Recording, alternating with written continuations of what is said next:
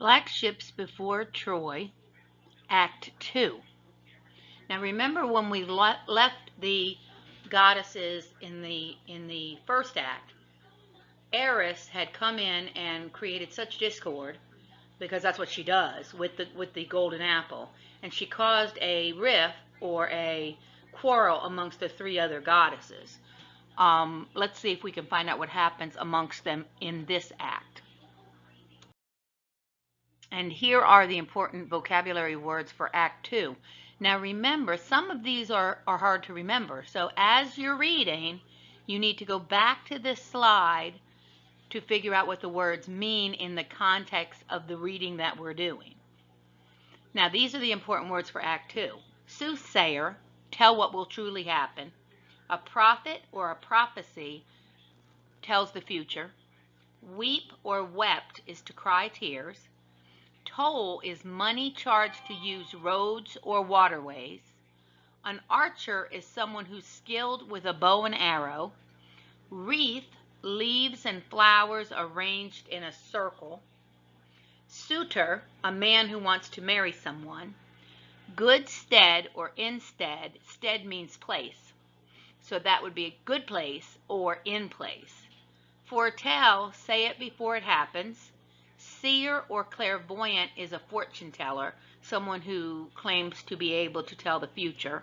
A hearth, fireplace floor, or a hearth could also mean a home. Straight, a narrow passageway. Generally the word straight, S-T-R-A-I-T, is used in reference to a narrow passage of water. Firebrand, a wooden torch. Fair or fairest is beautiful to look at. Vast is very large, and sake for the purpose. Now on the northeast coast of the Aegean Sea, there was a city of men known as Troy. It was a great city surrounded by strong walls and standing on a hill by the shore. It had grown rich on the tolls that its kings demanded from merchant vessels passing up the nearby strait to the Black Sea, Cornlands, and down again.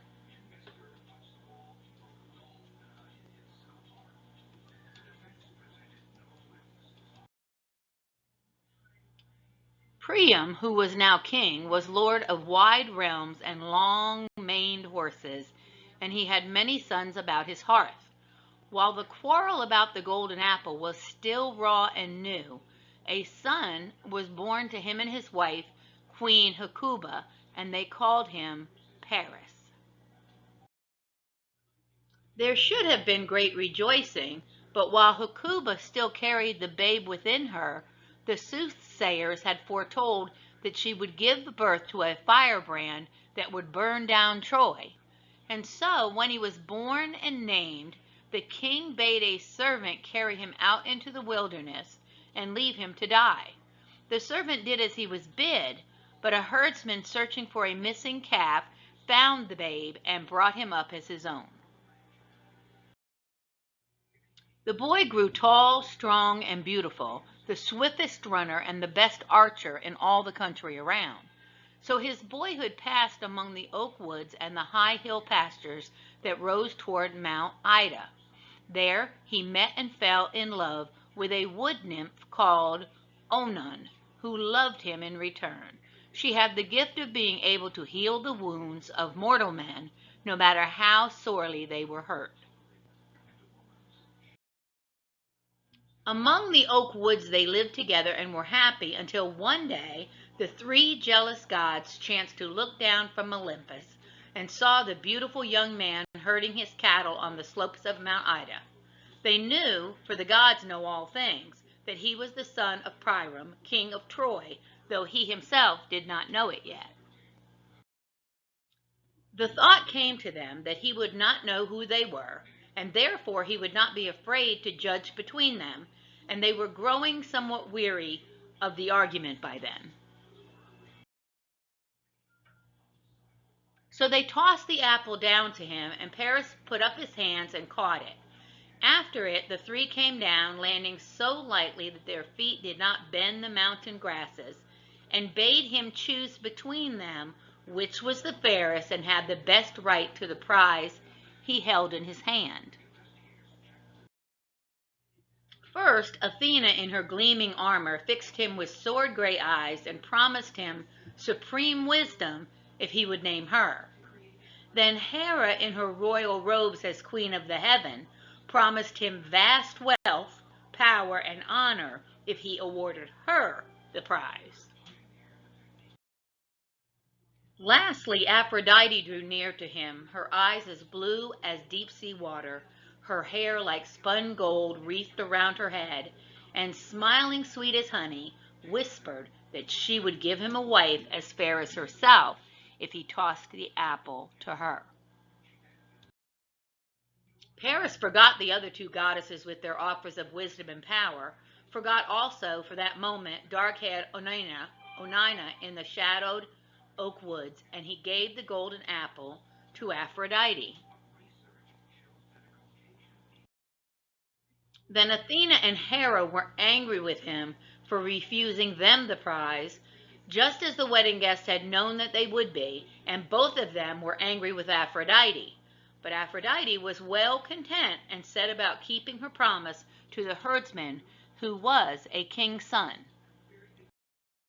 She put a certain thought into the heads of some of King Priam's men, so that they came cattle raiding at the full of the moon and drove off Paris's big, beautiful bull, who was lord of all his cattle.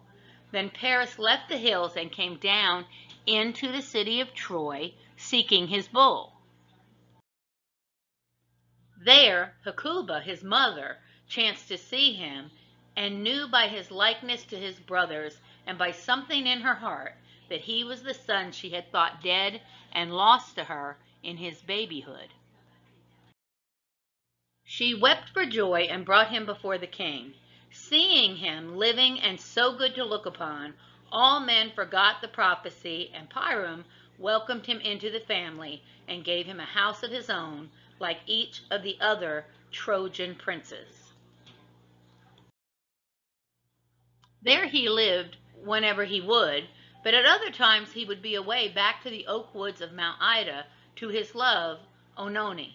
And so things went on happily enough for a while. But meanwhile, across the Aegean Sea, another wedding had taken place, the marriage of King Menelaus of Sparta to the Princess Helen, whom men called Helen of the Fair Cheeks, the most beautiful of all mortal women.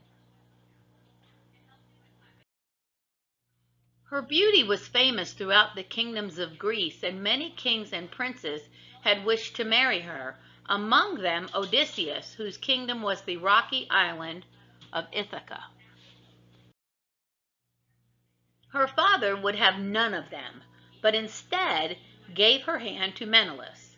Yet, because he feared trouble between her suitors at a later time, he caused them all to swear that they would stand with her husband for her sake if ever he had need of them.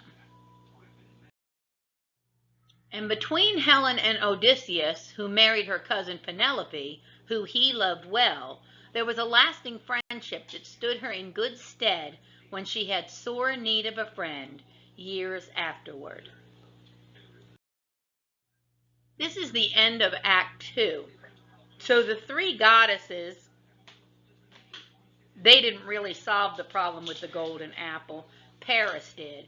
And they're still annoyed with him. So I don't know whether that'll play a part in Act 3 or not, but we'll find out.